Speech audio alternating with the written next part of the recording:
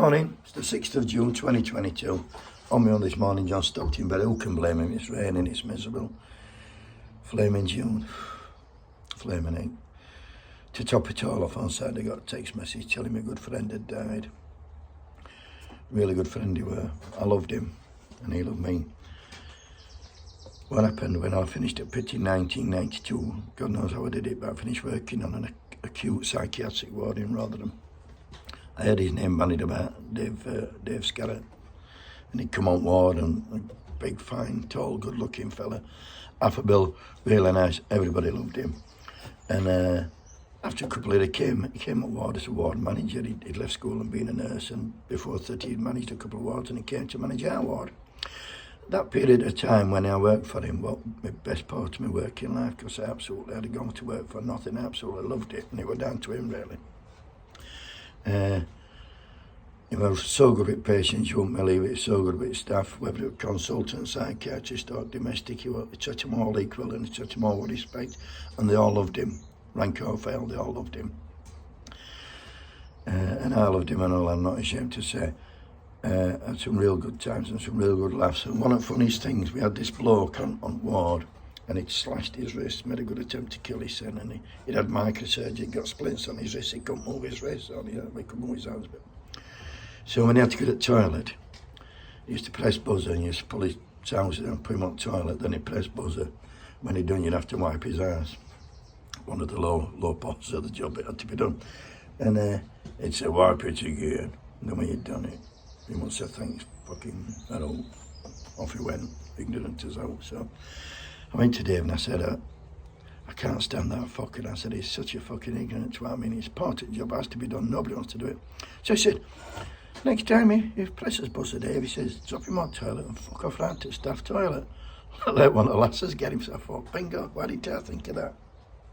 Anyway, next day, buzzer goes, puts him on the toilet, off I goes. Comes back 15 minutes later, Dave's there raging, you bastard. I said, what? He says, they told me to do it. He says, but no, but I'm on shift with you, fucker. And another time we were on nights together, and we got this patient to she was on an antipsychotic drug, and she was on a section, and he put a tablet aside, and she says, I don't want them. He said, well, technically you don't have to have them, because although you're on a section, they don't come in an injectable form, and you can refuse if you want. So she said, can I? He said, of course you can. So she said, I'm refusing then. And he just said, well, I put them out now, you might as well have them. And she just went, gulp. And that's how he were. He could charm the leaves out of the trees. He was an absolutely fantastic bloke. Very funny, had some great needs out. When he retired, I went to his party, had a good laugh there. He got married twice. He had reception at the same place. So, like, all people were there at his first wedding. All his mates and his family were there. And then they were all there at a second, but just with brides. Different set of people, but 50% were the same. And only him could have got away with it. Went on his stag night at races last I don't know, August, probably 5 or 6 years ago.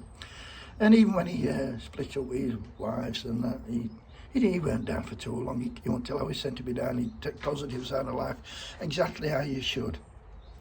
And like I say, he went to Cyprus last week on his holidays. Been there 2 days.